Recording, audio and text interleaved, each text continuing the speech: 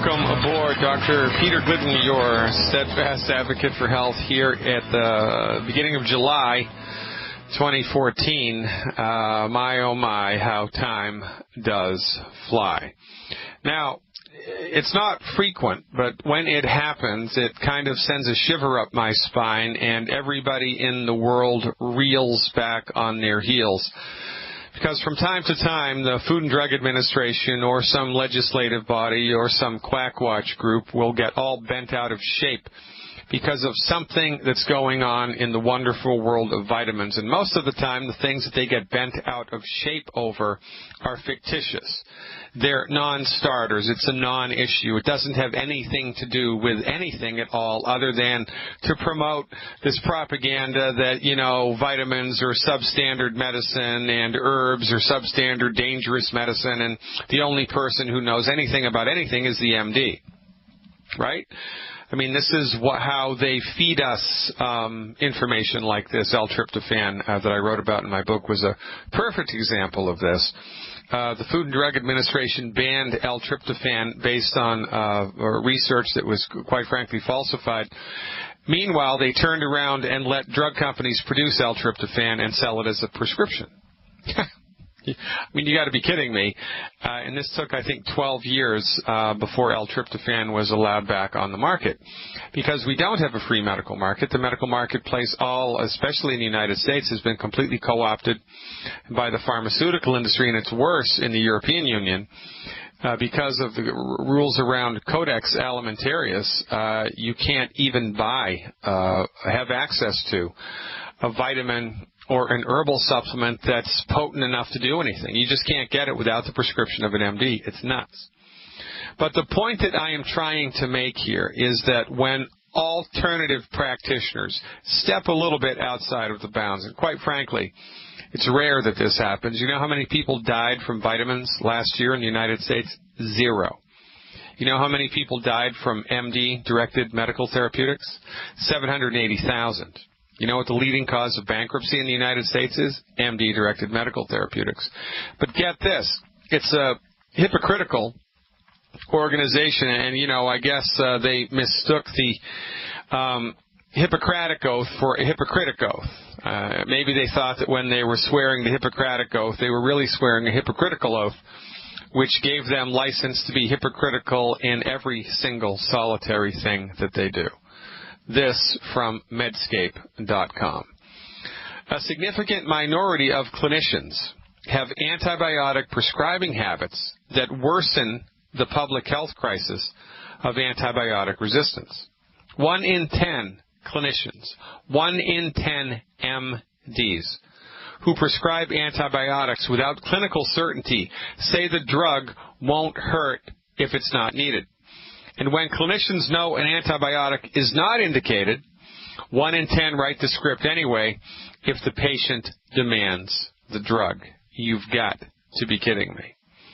So what this means is that 10% of MDs who prescribe antibiotics know that the antibiotics are useless, but they prescribe them anyway because they have brains the size of the eye of a peacock. They don't think, oh, it can't hurt. If you don't need it, it won't hurt anyway. We're just going to give it to you anyway, right? This is like saying, just inhale this napalm. If you don't need it, it won't hurt anyway. Of course, it's nonsense. It's not even an academically cogent argument.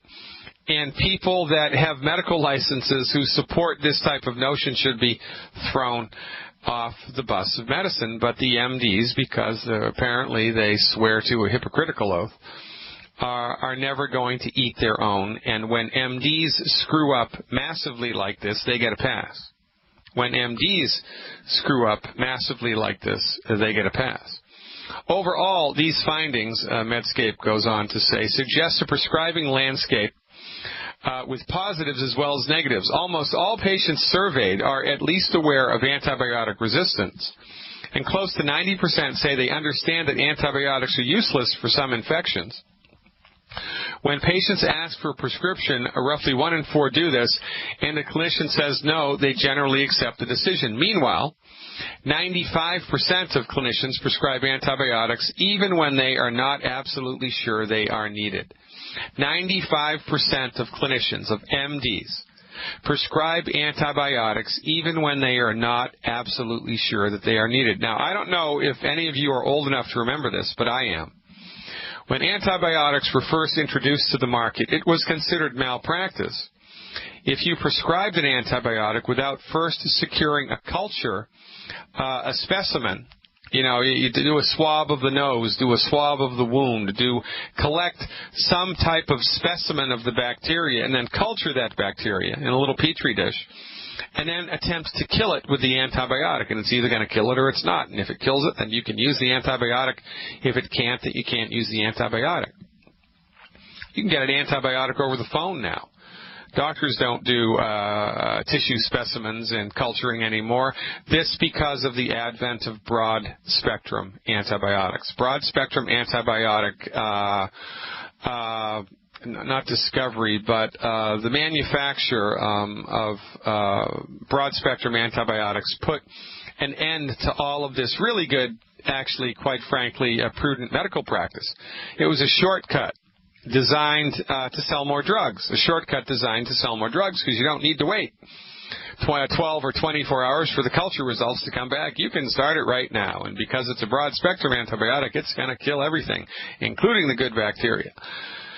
But remember, the MDs are not trained how to fix your problem. The MDs are not trained how to make you healthy. The MDs are trained how to suppress your symptoms with their drugs and manage your illness. The MDs do not practice health care. They practice disease management. And, this is nuts. But remember, this is what happens. This is what happened to Rome, right? When absolute power corrupts absolutely. The rise and the fall of the Roman Empire. In the last, 100 years of the Roman Empire, everything was so unbelievably corrupted. I mean, it was a farcical circus. Well, the MD profession is listing that way dangerously, and it's been listing that way dangerously for the last 30 years. Improvement can't come too soon, says Medscape. At least 2 million people get infected with antibiotic-resistant bacteria each year, resulting in 23,000 deaths. That means because the MDs are slipshod in their prescribing habits, they kill 23,000 people a year. 23,000 people a year. That's roughly 2,000 people a month. That's roughly 500 people a week. That's roughly what? 60, 70 people a day. That's roughly 3 people an hour. 3 people an hour are killed by MDs because of their slipshod relationship to the prescription of antibiotics and their complete ignorance before the altar of science, which is patently hypocritical, because the MDs portray themselves to you and me and the world as the keepers of the keys of the kingdom of science. Allopathic medicine is all about the science, right? It's all about double-blind this and placebo control that, right? When, in point of fact, when you dig down to the bones, when you drill down to what's really going on, when you pull back the curtain, they have amongst the least scientific brains of anybody on the planet. They use science when it benefits them, and they cast science aside when it does not. And they do this without any type of intellectual conflict whatsoever. Their hypocrisy is so overarching and so overwhelming that they are immune to it completely. They sleep very well at night, even though they kill 2 people an hour. So with just this one thing, right? Antibiotic-resistant bacteria. It's their fault. It's not the patient's fault. It's not the hospital's fault. It's shoddy prescribing techniques by MDs, and they get a pass. Where's the public outrage? Where's the congressional hearings? Where's the Senate hearings? They're nowhere to be found. Because the MDs can kill people. The MDs do kill people, and we give them a pass. And, it's just the way that it is, Dr. Glidden. You need to just shut up and get over it. It's just, collateral damage. That's what happens in the world. Well, no, it's not. It's not what happens in my practice. I can't remember. I've been doing this for 25 years. I haven't killed a single person once. I don't know any of my colleagues that have killed a single patient once. Not a single patient one time, as Captain Kirk would say. Not once. MDs, 780,000 people a year. This is why we do what we do.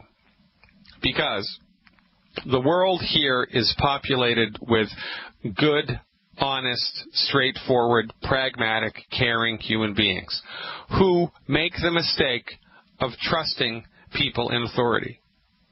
We trust politicians and they screw us. We trust the police and they screw us. We trust the medical profession and they screw us.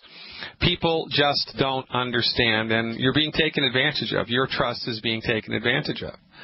So what are we going to do? Well, we're going to tell it like it is. We're going to bring to the table a different way, a pragmatic way, a way that is anti-hypocritical, a way that has integrity, a way that has intellectual integrity, clinical integrity, scientific integrity. And we're going to offer this up for free. Science-based, clinically verified alternatives to drugs and surgery can be found right here at this radio program and at Dr. Wallach's radio program 4 hours every weekday, Monday through Friday. Now, when's the last time an MD ever gave anything to you for free? Did I hear you say, Dr. Oz? Don't even go there with me. I am Dr. Peter Glidden. I am your steadfast advocate for health. And guess what? This is the luckiest day of your life. Why? Because you've tuned into Fire Your MD now. Stick around. Welcome back, everybody. Dr. Peter Glidden. Check out the live video stream as 99 other people have the live video stream, thedrgliddenshow.tv, thedrgliddenshow.tv, or just go to drglidden.com. Phones are lighting up. Christine from Illinois is up first. Hey, Christine. Thanks for the phone call. You are live. Hello, Dr. Glidden. Thank you for taking my call. I really appreciate everything that you are doing for all of us. It's really fantastic. Well, it's very kind of you to say so. You're welcome. Thanks so much for the call. How can I help? Okay, so my son has VSD, which, as you know, is fancy, smancy doctor talk for a hole in his heart. He was born super early. He is a triplet. They were born at 28 weeks, so 12 weeks early. Is he the youngest? Is he the oldest? Yes. Or yeah, he's the oldest. He was born last? Or he was born first? Last. You got it. He was born last. Yeah. Yes. So he's had this hole in his heart. We go to the cardiologist every year, which I feel like is a waste of time because, you know, look at his heart, everything's fine. The hole's not growing with him. He's now 6 years old, and I've had him on the Healthy Start Pack for quite a while. And then he has a lazy eye, so I watched your webinar about ringing in the ear and added to his supplementation the plant-derived minerals and glucogel. Yeah. So I was just wondering, is there anything else I can do for the hole in his heart? I mean, is it truly not something that I should worry about? And should I really keep continuing even going to the cardiologist if he's not having any issues with it? Well, the hole in the heart was caused, it's the obstetrician's fault. The hole in the heart was the obstetrician's fault. In a perfect world, you'd be able to sue for damages, but because it's the obstetrician's fault to keep you healthy during your pregnancy. And all birth defects, from our point of view, are caused by nutrient deficiencies in the blood of the pregnant mother. Now, this is not your fault, and I don't want you to feel guilty. It's not your fault because you didn't know any better. Your doctors should have known better. I know better. Hundreds, if not thousands, of naturopathic physicians know better. It's impossible for the human body to secure all of the nutrition that it needs in order just to make it through the day from food and drink. You can't do it. It's impossible. We must be supplementing, especially when we're pregnant, because when we're pregnant, there's another body growing inside of your body, and that needs nutrition too.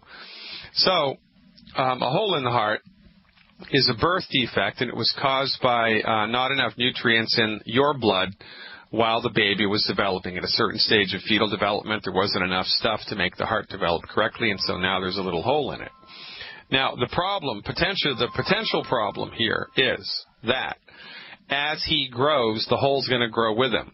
But if he's been attended to by the MDs, and they've looked at that, and they've said, son of a gun, the hole is not growing as he gets older, then there's nothing for you to do here except continue to give him holistic medical nutrition, right? Because everybody needs holistic medical nutrition. The same way that we take showers and that we drink purified water and that we have a public disposal system for our waste products.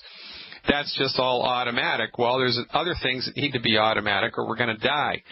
Everybody needs to be taking medical nutrition. So your son, you, me, everybody needs to be taking medical nutrition. The extra thing that I would add to support and promote a healthy heart is selenium.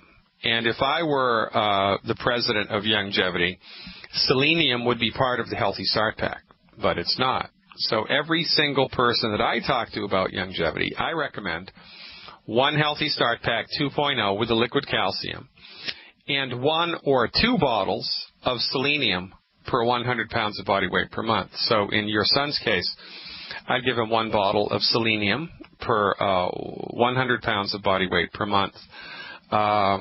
Moving forward, that's all that I would do. And, as he grows, in a couple of years, I would bring him back to the cardiologist and let them just check because his body's going to be growing. And the only problem here potentially is that the heart grows with his body, and that can be a problem. But I wouldn't, at this stage in the game, I think it's silly and a waste of money to just have this checked as regularly as you are. I would wait for a couple of years, especially after he's had more selenium in his body, has had more traction with the 90 essential nutrients, and has been further down the road of being gluten-free. Does that make sense? That makes perfect sense. And we are gluten-free. We don't do any of the 10 bad foods, so we're on the right track there. And I have been giving him selenium. He's about 50 pounds. But I watched a webinar on dosage for kids, which led give him me to... 3 a day. Give him 3 a day of the selenium. 3 a day at 50 pounds is no problem whatsoever. Stick around, Christine. I got a break. Hold on. Welcome back, everybody. Dr. Peter Glidden, your steadfast advocate for health, coming at you live today, July 2nd, 2014. Let's go back to Christine in Illinois. Hey, Christine, any other questions? I do have one other quick question for you. The 10 bad food list is awesome, although my kids don't, agree with it so much, but that's another story. So I was wondering if at some point you are going to add to that list, like 11 through 20. Yes, as a matter of fact, we were just talking about that in the chat room yesterday. Apparently people aren't satisfied with 10. And they would like me to add stuff to it. So I have to ponder that, right? Because the reason that I generated the bad food list, 10 bad foods, was because what we're up to in the context of this radio show, my website, my insider membership, and the Youngevity grassroots organization. What we're up to here is boilerplate foundation medical nutrition for the masses, right? Medical nutrition for the masses. Advice for everybody in kind of a one-size-fits-all. It's not really true because the supplements are recommended based upon your body weight, right? So it does change up a little bit there. But my hesitation in adding any other foods to that list is I have to be convinced beyond a shadow of a scientific doubt that that food actually has more net negative effects than it does net positive effects for most people in the world. So I don't put this list together lightly, but it's a point well taken. I think it could be addended. I think it could be added to, and so stay tuned. We roll out new stuff all of the time. There's a really good, we're adding a really excellent new piece to the Insider subscription by the end of July. By the end of July, there's going to be a whole extra add-on to the Insider subscription. You're going to love it. It's going to be awesome. So stay tuned. I appreciate your support very much. And you know what I would do with the kids? I would be the bad cop parent. I would. I'd say, look, if you eat a piece of bread, then I take away your Walkman, or I take away your PlayStation, or you go to bed an hour earlier or something. I mean, I really would do that. Because as kids kind of, they'll adapt and they'll change, and then 3 months from now, they won't even care that they're eating gluten-free bread. And then when they go to their buddy's house and they have a piece of real bread, it's going to taste like crap, and they're not going to want it. So the sooner you can kind of dial this in with the children, it's going to be better for them. And I understand the frustration being a parent myself, but I would take a hard line around this if I were you. Christine, you're the greatest. I have to move on. I appreciate your phone call. Janice from North Carolina is up next. She's on the live chat, by the way. Check out the live feed. We're video streaming this, and there's a chat room with currently 104 people in the chat room talking amongst themselves and watching the live video stream of this radio program, the drgliddenshow.tv. Let's go and talk to Janice about what's cracking. Hey, Janice, thanks for waiting. You are live. Come in, Janice. Yeah, hi. How are you? I'm okay, thanks. I'm good, thanks. How are you? Very, very good, but I'll get better. What's going on? Okay, well, I've been on the longevity products for not quite a year, and, all the people that I keep talking to tell me, oh, you're going to lose so much weight, you're going to do this and that. I haven't done any of that. You did tell me to go on the digestion pack. I've been on that for a little over a month, and everything is moving and flowing wonderfully.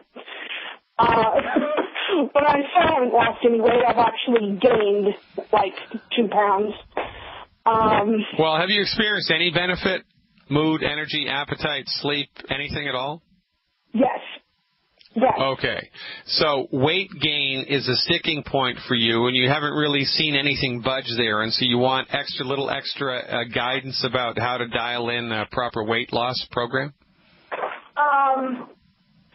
That and to, I guess, clarify my issue with the thyroid thing, because my doc, they're always all about getting you on the dang medications, and I'm like, let me wait and see if I can talk to you about this, Okay, so are you currently an insider on my website?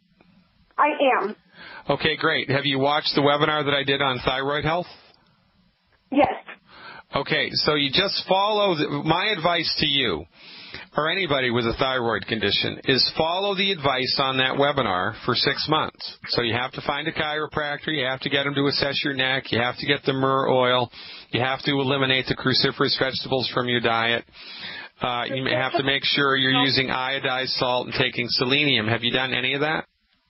I've done selenium. I already go to a chiropractor. I asked him about that, but I don't think that he looked at my charts to tell me about whether or not my neck is straight. But we're in the process of clearing up all kinds of things because I actually do have TMJ too. Okay, so you need to dial. All right, you need to dial the neck curve thing in with the chiropractor, and that's a really easy thing to assess, by the way. I mean, that's easier than falling off a potato truck. Now, with weight loss, what it all boils down to is calories. That's it. Right. If you're not losing weight, then you're eating too many calories. Period. Got it. Okay. I mean, there was nobody in Auschwitz that was overweight, right? I don't care what their pre-existing medical condition was. I mean, it's a horrible metaphor. But the only thing that makes people gain weight is they eat too many calories. And I got to tell you something. It's really, really easy to sneak in too many calories. It's easy. So the recommendation for weight loss is 1,200 calories a day or less. 1,200 calories a day or less. That's not easy. It's not hard, though. And once your body kind of gets into the 1,200 calorie a day groove, it tends to stay there. An interesting rhythm to get into, if you're on a calorie-restricted diet like this, is to forego breakfast. Do not eat breakfast. Don't eat breakfast. Okay. You can have coffee, you can have tea, you can have nutritional supplements, but don't have any food for breakfast. That really kind of helps to get into a groove of a 1,200 calorie a day or less dietary discipline. And also, you can use the product called Prohoba Slim, or the longevity plant-derived minerals in order to knock down your appetite. If, while you're getting into the 1,200 calorie a day groove, you start to jones for calories between meals, right? Right. So the Prohoba Slim and the plant-derived minerals can be a great benefit towards that end. Okay. So I really want to go over something really quick. You had asked something about the numbers for the T4 and T3. Yeah. Okay, because I told you that the T4 was 5.9, and it's supposed to be like between 4.5 and 12. Yep. And then the T3 is 30%, and it was supposed to be 24 to 39. So you're good. Yeah, and you're good. The only thing that you're good. So you don't, right. With those numbers, I wouldn't rush towards the medication. I know, I mean, they're fine, but you know how the doctors always say, well, if your TSH is up, that's well, your doctor's an idiot. Well, your doctor's an idiot. TSH is irrelevant, and TSH is irrelevant. It is an old-fashioned, outdated, irrelevant test. Right. TSH was originally developed not to see how well your thyroid is functioning, but to track how well the thyroid medication was working in your body. And it's just a bad test. I mean, it's a stupid test. It's a bad test, right? The MDs are wrong, right? They're just wrong about this, so don't pay any attention to TSH. The only time TSH is relevant is if it's super, super, super high or super, super, super low. So 5.660 is not super, super, super high. No, it's a non-starter. Plus the other stuff is good. I'm going to bet you 25 cents your neck is as straight as a board. I'm going to bet you.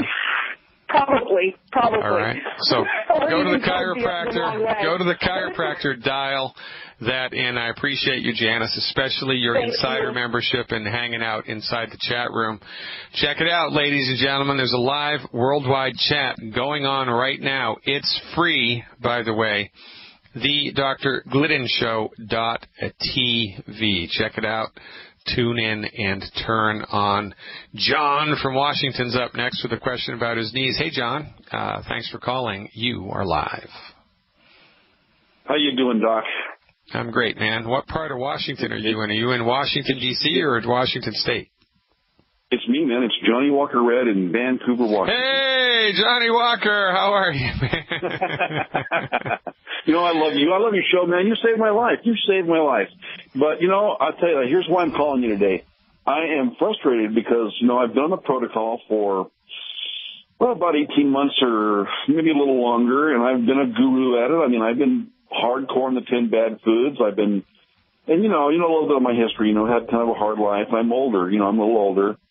But, man, I tell you, I am not seeing significant improvement in my hips and knees. My pain levels are astronomical. I can't walk very far. I can walk around the market maybe, and that's it. I can walk maybe half a block, and that's it. So, what I kind of want to know a little bit is, do I just give up hope and live with pain the rest of my life, or do I keep plugging away at this because it's not getting better?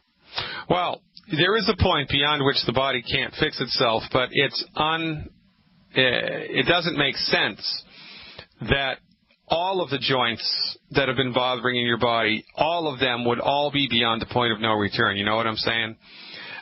It doesn't make sense that is the case. And it might be the case that, your left knee is so far gone that it can't come back, but I would expect the right knee and the hips to improve, or in the low back or whatever, right? It's like that. But when there's an across... knees. Okay, so... It's knees, yeah. Both knees, right? Yep. Yeah, okay. So has anyone ever, before you knew me, did anyone ever scope it or MRI it or CT it and tell you exactly what the deal was or not? Well, I went to a bone doc and he wanted to replace both knees. I told him to shove it. I'm not going to do that. And, yeah, but did he tell you? Did he give you like a score or a grade about, from 0 to 10, how bad your knees were? Well, he didn't give me a guru score. He came into the room I was waiting for him in, and he goes, which knee do you want to do first? And I said, what's he talking about? He goes, they both got to go. I said, no, I'm not doing it. I'm just not going to do it. I'll ride around in a wheelchair first. Listen, my daughter-in-law is a MD. She's a psychiatrist, and she's in charge of a bulimia program. And I talked to her about this stuff, and you just can't win with these guys. It's just no talking to them. It's just like talking to a little 3-year-old. There's no logic. No, I know. There is no logic, and it's all the party line. I mean, it's like trying to convince, a born-again Christian that reincarnation exists, or vice versa, right? Trying to convince... I guess, you know what? I guess one of the questions is, I haven't tried this yet, but, what if I put a brace on my knees? Is that going to hinder my healing process, or is it going to help it? I don't know. No, not at all. You can do whatever you want as by way of a stopgap. You can use crutches. You can put a brace on it. I mean, you can use a walker. Or you can get a hover around as far as you can get a cane. I mean, I don't really care.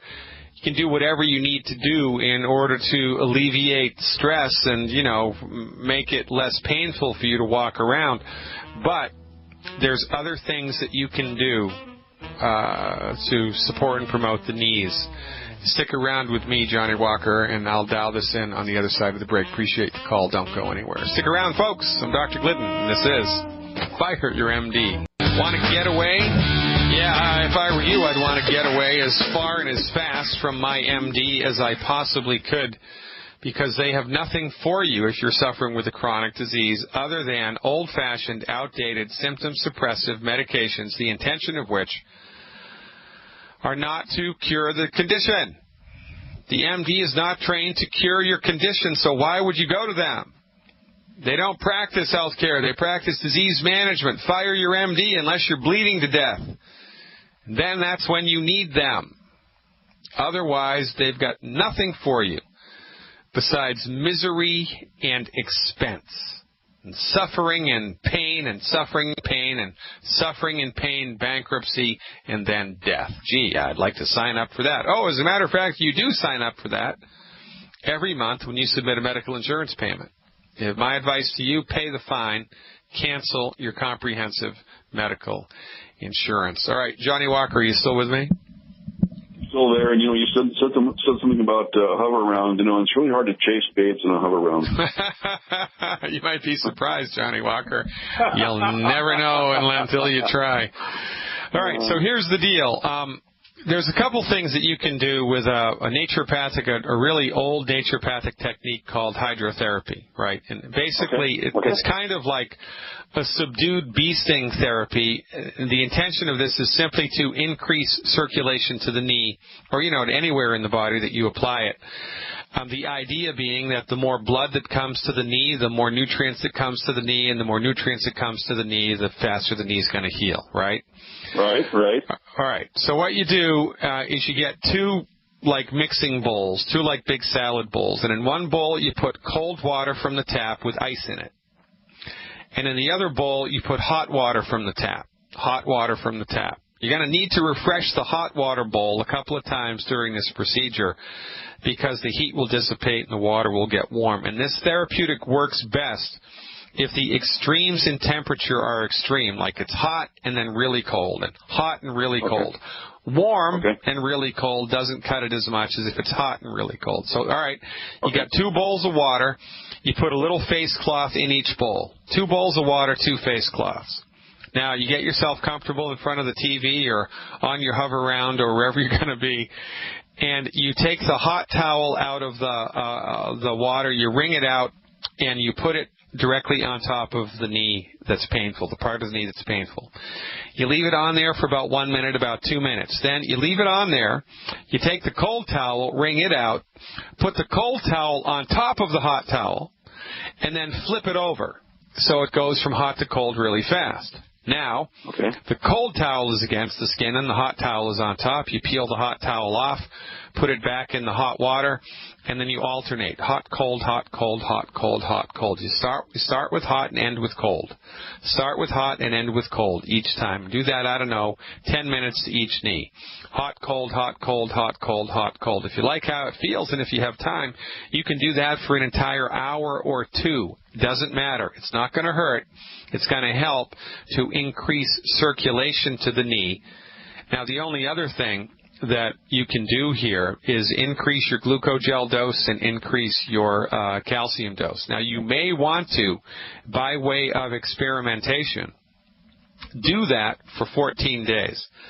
Double down on the amount of calcium that you're taking and double down on the amount of glucogel that you're taking for 14 days in a row as an experiment. While you're doing this hydrotherapy is, once a day, twice a day, as much as you can. And look to see if that increased intervention produces a noticeable result. If it does, then it is only a matter of time until the knee comes around. And, what's going to happen is it's going to be like a big jumbo jet taken off of a runway, right? It takes a long time, man. That jet's got to roll down that runway before even the nose lifts off. It's just nothing's happening, and nothing's happening. Then the nose lifts off, but the plane's still on the runway, and then boom! All of a sudden, in 10 seconds, it's 3,000 feet in the air. If you get traction in 14 days, then that's an indication that it's just a matter of time for you, and you just need to maintain the discipline until everything rolls around, and everything will roll around. It's just a matter of time. Check it out, Johnny, and give me a shout back. I always appreciate talking to you. Keep up the good work and spread the word. Hour 2, folks, coming up. Don't go anywhere and check out the live stream.